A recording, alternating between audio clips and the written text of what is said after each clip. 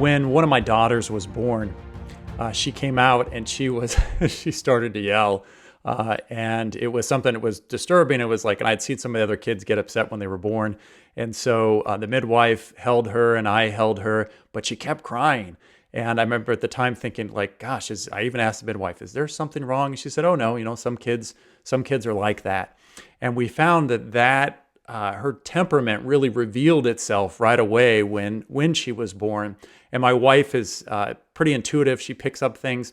And she noticed that when she took that particular baby and she would swaddle her and, put her in blankets, but swaddle her tightly, that she would be bound up. And you would think, because this child was like, her arms are going all over, you would think that she wanted freedom. But when she was swaddled tightly, she would actually begin to relax. And Maria said, like, gosh, do you realize with her, she needs to be swaddled tightly. Well, that continued on in her life, that she was somebody who boundaries was an issue for her. And for her, she was always just like a little one, pushing the boundaries. She was our child who literally would, most of our kids would sneak away from us and would look back to see if we saw them, and they wouldn't go too far, but not this one. She would kind of wait till we had looked another direction, and she would begin to sneak off. And when I would catch her doing that, I would notice her. She would never look back. She would just keep going. And so we would have an alert. It's like, okay, she's gone again. And so we'd look throughout the house, go around the outside of the house and then the neighborhood. And there were a few times that she got, like a couple hundred yards away from the house. And so I thought, for sure, this is the child who's going to put us in jail. And people are going to say, aren't you watching this child? It's like, I am trying to watch this child. And this child, she just wants to go explore, and she wants to be a way to find what she can find. Well, when it came to parenting her, there was really this challenge because she pushed boundaries so much that I was frazzled. I was like, I can't get this child to stop. And so I would spank her, and I would say, okay, sweetheart, like I told you not to do it, you did it, and you're going to get a spank. Well, it ended up that I was spanking her a lot.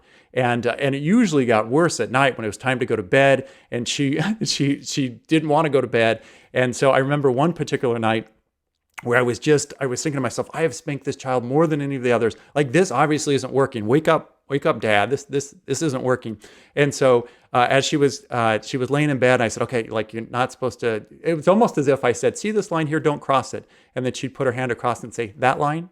Is that the one you mean? I was like, I can't, like, why did you do? I just told you I'm going to have to give you a consequence if you don't do what I'm saying. And you immediately don't do what I'm like, why are you doing this? And she said, I don't know. And so, like, I'd have to give her consequence. So in exasperation, at some point, I was just like, okay, Lord, I don't know what more to do with her. Like, these consequences aren't working. And so as she was laying there frustrated, and she was crying, and she's like, I don't know why I do this. I said, okay, roll on your belly. And I started rubbing her back, and I was kind of massaging out her back, and it was quiet. The lights were off. And as I was doing that, normally she was just like bouncing all over the place. But in this moment, I didn't usually give her a massage. I was massaging her back, and all of a sudden she began to relax. And I thought, wow, I mean, this is a high-strung child. I can't believe she's relaxing. And within like under 5 minutes, she fell asleep. And I remember thinking, what just happened? Like, this has never happened before. Like, usually the bedtime routine is 30 minutes, and she just she ramps up. She doesn't settle down. And then I remembered her as a little one and how Maria had said she needs to be swaddled tightly. And when she's swaddled tightly, that's when she feels comfortable. That's when she feels that she's loved. And so I started thinking about and reflecting on the power of touch, especially in her life, but in our lives. And there was a story I heard about a missionary in Vietnam. So after the Vietnam War, he said that there were women who had lost their husband and had seen such horrible things that they were like in desperation. They were desolate. And they weren't working, and they weren't taking care of their own children. So their own children were going around not even being fed. And this missionary was just struggling, like, how do I get these women like back into life? They're almost outside of themselves. And so he came up with the idea of teaching them how to do manicures and pedicures for each other. And so that's what they started to do. They started doing manicures. And there was a miraculous thing that happened, that when they got that close to another woman to be able to do her nails and to be able to do her toes and to do a pedicure, there was the touch that was happening between them and the intimacy of where some conversation started. And then through that ministry of just having them do manicures and pedicures, they started to come into themselves again, and they started to be able to be like normal people in society and take care of their children, and just the power of touch in their lives. And it reminds me of another story of a friend of mine who's a Christian brother and a teacher. And there was a young boy who was brought into one of his classes, and the mother pulled him aside and said, I believe it was Tourette's syndrome. He had some kind of difficulty where like he would literally chirp or make a noise in the middle of class. He'd just go, ah! And like everybody look at him, and then a little bit of time would pass and he'd go, ah! And he'd make another noise. And it was so distracting. And this Christian brother, he told me he thought about it. And he said, well, I'm going to try this. So what he would do is as he was teaching his lessons, he would walk around the class, and he would always go by that young boy's desk, and he would just put his hand on the young boy's shoulder, and then he would and just do it very, indiscreetly, and then he would continue walking around. So he was always walking around during the lessons, and what he noticed is that if he continued to touch that little boy, just a little contact on his back, like every few minutes, the boy didn't chirp during class. It was like amazing, the power of touch that really helped settle him down. So I think also in my own life, when my son Daniel, my second son, was born, he was so cute. He was pudgy and a big old mop of hair on his head. And I would come home from work, and I would just kiss his little cheeks, and I would squeeze him, and I'd roughhouse with him.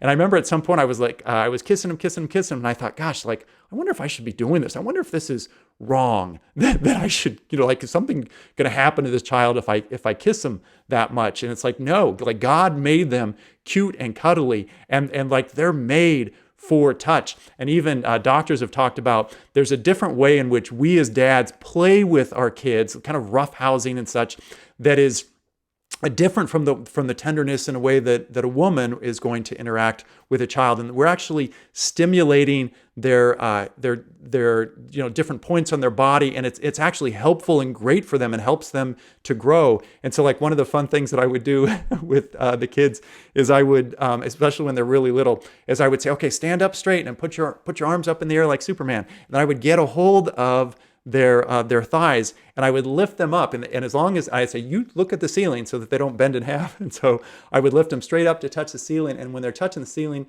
I would pretend like I'd drop them. I'd just let go, and then I would grab them right before they hit the ground, and they loved it. It was like a roller coaster ride or something.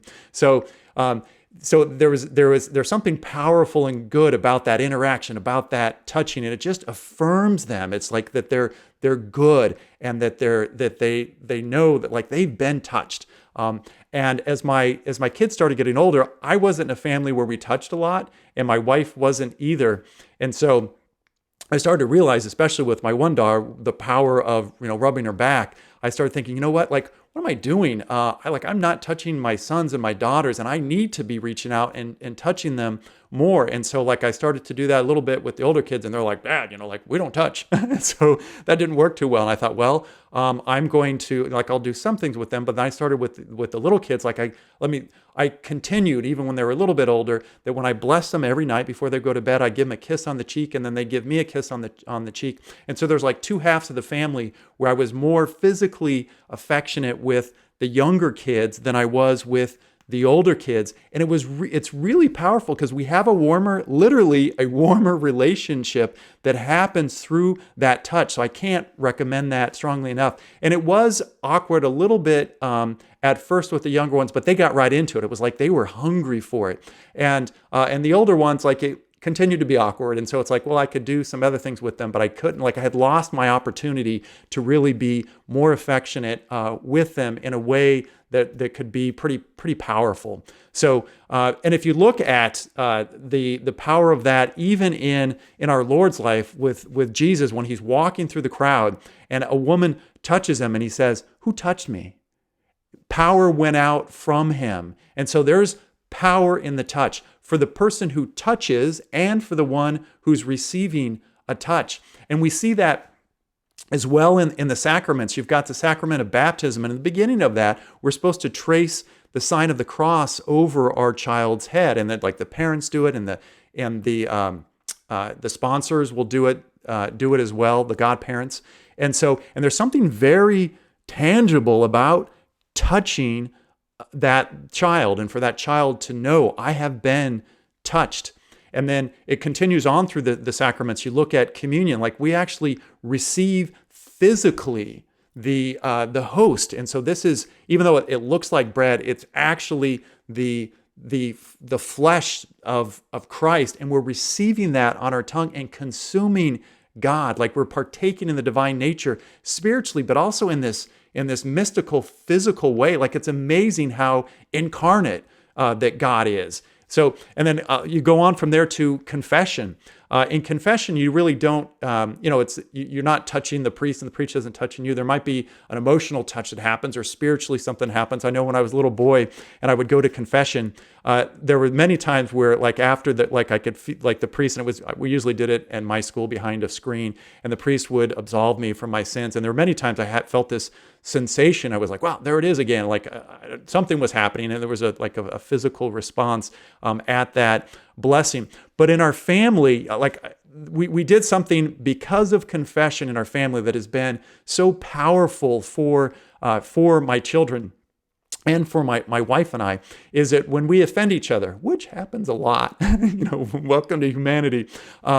What we do is when we forgive each other, we go through a similar formula to what happens in confession. And so like recently it happened where one of my daughters got mad at and yelled at another one. And so what happened is that they were in the car and I had them get out of the car. And the first one had to say to the second, like, I'm sorry, Vivian, for hitting you. And so you have to say you have to speak. You can't just say sorry. You say you speak it. You acknowledge it. I am sorry. And then you state the other person's name. I'm sorry, Vivian. And then you state what you did. I'm sorry, Vivian, for hitting you. And then Vivian needs to respond to that. And then she says, you're forgiven, Mercedes. And then after that, part of the formula is that they have to, and I did this more when they were little kids, they would have to hug each other. So they had to touch each other because usually they're ticked off at each other. And there's something powerful about getting close to another person when you're angry. It's hard to continue to be angry when you're hugging somebody. And so they would have to hold each other, and they would usually just like be all upset and hold each other. And I'd say, now you have to laugh, you have to giggle. And they'd be like, I hate this. I'm like, well, then you can't let go of each other until you giggle. And so they would go, ha, ha, ha, ha, ha. And usually when their little bellies start rubbing against each other as they're laughing, they would start giggling. That didn't work for too long. As they got older, they would pride themselves on how well they could fake laugh and not giggle and go into laughter. I'm like, are we done yet, Dad? It's like, yes, you are done. But that formula for forgiveness is really powerful, and it's worked well in our family because you're claiming what you did wrong. You're asking for forgiveness. And I had one parent ask me, they said, well, what if I don't feel like I want to forgive? And I would say, well, you know what? You got to understand that forgiveness is in the will. It's an act of the will. It's not an act of the feeling. It's wonderful when you feel that you want to forgive someone, but forgiveness is an act of the will. And so when the kids are like, well, I'm not ready to receive their forgiveness, it's like, well, sorry, like God always forgives. If you turn to him, he will forgive, and we're going to imitate him. And so even if you're not feeling that you want to forgive them, you choose to forgive them. And then the fruit, oftentimes the feelings come after. And so we don't lead with our feelings in that time. We lead with our will and with forgiveness. And I'd also heard, like, even for marriage, like if you're really having a tough time with your spouse, hold hands. Because again, when you're holding hands, it's difficult for you to maintain anger. Another sacrament, in the sacrament of marriage, I mean, like, we know the power of touch in marriage. Marriage is ratified through speaking the vows, but it becomes indissoluble when you consummate the marriage. So you need that touch in order for the marriage to become indissoluble. So it's a power. It's amazing that we're the power of touch in our lives. And I'll say, like with confirmation or holy orders, there's literally a laying on of hands. There's the power of touch in those sacraments, confirmation and holy orders. That's really clear. And so, like, we're made for touch. At least we're made spirit and flesh, like the two go together. And again, how many miracles did Jesus not reach out and touch somebody, like the person who was blind, and he got the mud and he put it and he rubbed it in their eyes, like he touched them, and then so you just get this sense of the power that happens with touch. I have a psychologist friend who talks about he said, because I've told him at times, I've struggled with some of my children when they're really having a tough time. And he said, remember to touch them. Remember to like reach out and just like, if they're not angry, like if they're angry, they often don't want you to touch them. But if they're upset and they just need a little bit of consolation, you reach out and you touch them, and you're literally helping them in some ways kind of get back a hold of themselves because you're holding them. Like they get back into their body. Like I don't know how else to say it, but there's a way in which it grounds a person, and it creates a connection between me and them when you touch. So from a parenting standpoint, it's powerful to touch our kids, and it creates a calmness in them. I actually, before I recorded this episode, I was walking through the house, and my daughter was doing some gymnastic move, and I came over and I just put my hand on her back and I gave her a little hug, and she just like beamed this big smile. So there was something that was exchanged between us, because I didn't just walk by and say, hey, I touched her, and when I touched her, gave her a little hug, I mean, it brought joy. It brings a connection. And my wife has also said before that there's a power. Like she, as a young girl, she used to love to walk outside barefoot on the grass,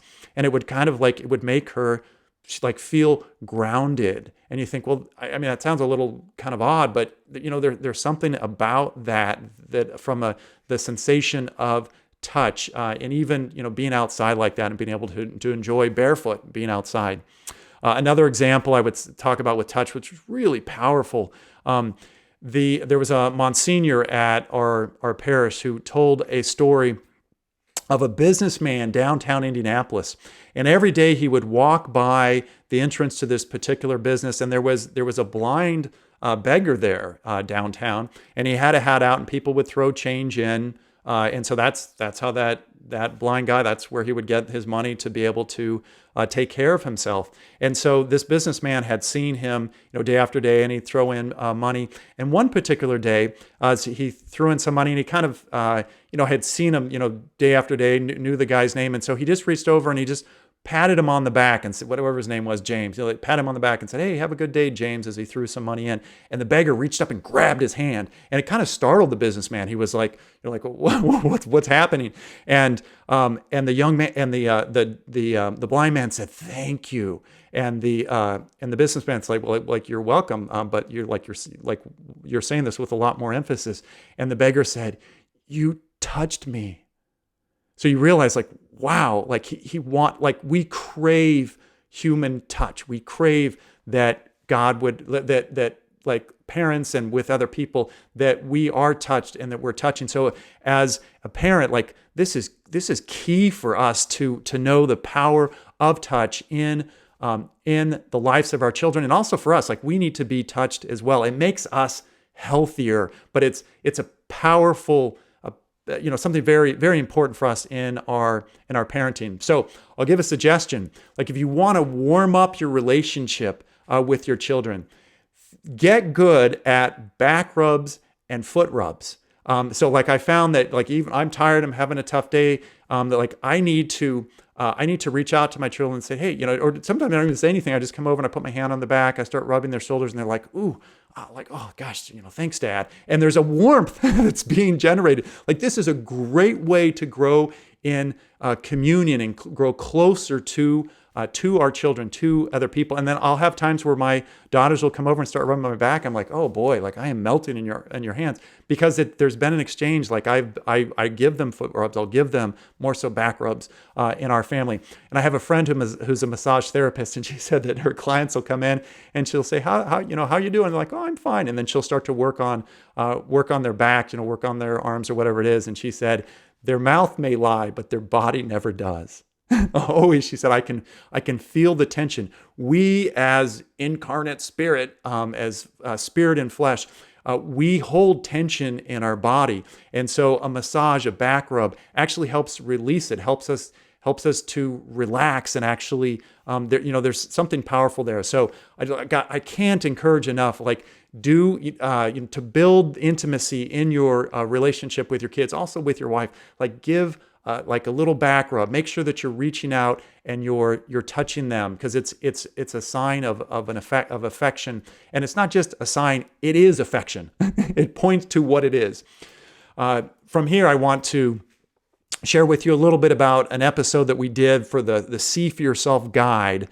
We did the guide that's called See for Yourself, Dad's Bless. So I did a whole series on Dad's Blessing. And this particular one was called Powers and Superpower. Powers and Superpower. And there were 3 videos in there. The first one is from The Incredibles, and it's Dash. And Dash is running around trying to avoid being captured along with his sister Violet. But at one point, he's running and he comes upon water and he's like, oh my gosh, but he's running so quickly, he runs out on the water. And as he's running, he looks down and realizes that he moves so fast that he's running on the water, and he goes, ah, ha, ha, ha, ha. And so he's discovered this new superpower that he has. He already has the power, but he's discovered this power within him, and it brings him joy. And so that was one video. And I did that just to give the kids an idea of like, there are these powers within us that we will discover over time that God has given us.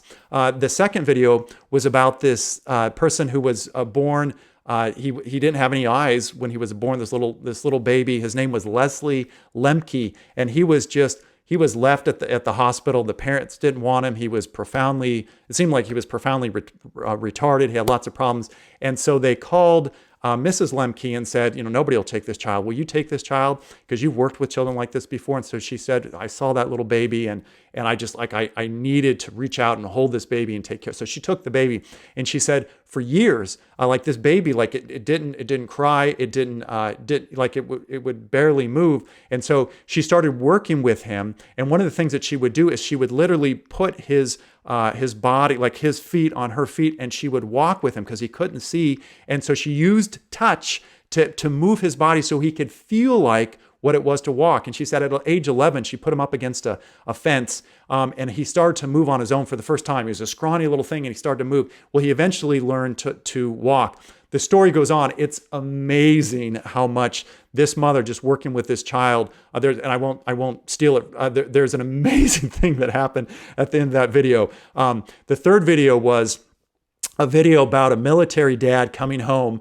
and what happened is his daughter was in an assembly and she was playing in the band, and then she was supposed to read this introduction to a military person. And so as she was reading the introduction, she started realizing, wow, this sounds a lot like my dad. And then sure enough, her dad is the one she's introducing who walks in, and she tears up and she just gives him a big hug. And he had been away for so long, and there's that fear in the military, is my dad gonna come home? And so it was such a touching video, and you see the power, in this case, just the power of the father's influence on the daughter. It's like, wow, like there's a way in which our parents can touch us that's different from any other, especially at that age. So it was powerful. And all 3 of those, I'm trying to set up the power of dads to bless, but just the power that dads have, and the power that different powers that God has given us. And then at the end, there was an activity that was talking about the, do you have any examples of incredible powers that you've seen? And so I shared a story of my sister-in-law's brother, who I went to high school with him, and I was walking out of math class, and he walked in, and my math teacher said, do you know David? And I'm like, yeah, I know David. She said, do you know that like he's a human calculator? And I was like, David, are you a human calculator? And he kind of laughed, and she said, Michael, try him. And she said he can multiply 2 and 3 digit numbers in his head. And I was like, okay, David. I knew him, but I didn't know he could do this. And I said, okay, 25 times 128. And he thought about it. I'm going to make up the numbers. And he said something like, whatever, 4,556. And she said, look, my teacher said, look on the calculator. And so I did. It was like the right number. She said, do 3 number by 3 numbers. So I said, okay, like 756 times 852. And he goes, whatever it was, 56,421. And I looked, and it was true. And so like I shared it with the kids, and the kids like that's amazing. Like it was amazing. Like I couldn't believe it. And so whenever I would see David, I'm like, can you still do that? And it's like, yep. And I said, how do you do that? And he kind of told me, but it didn't completely make sense.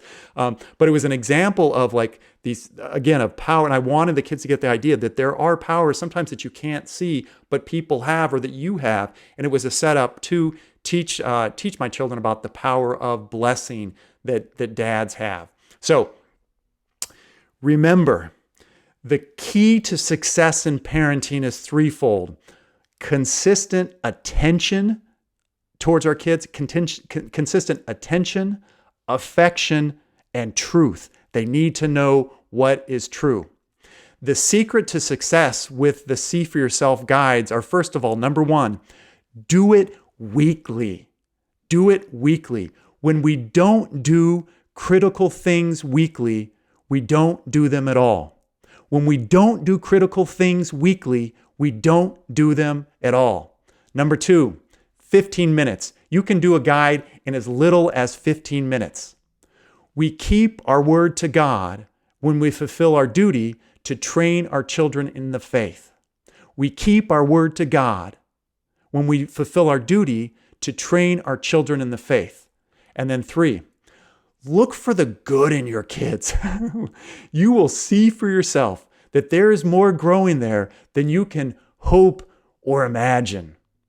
So, Father, grant us a right faith, a sure hope, a perfect charity, and a profound humility.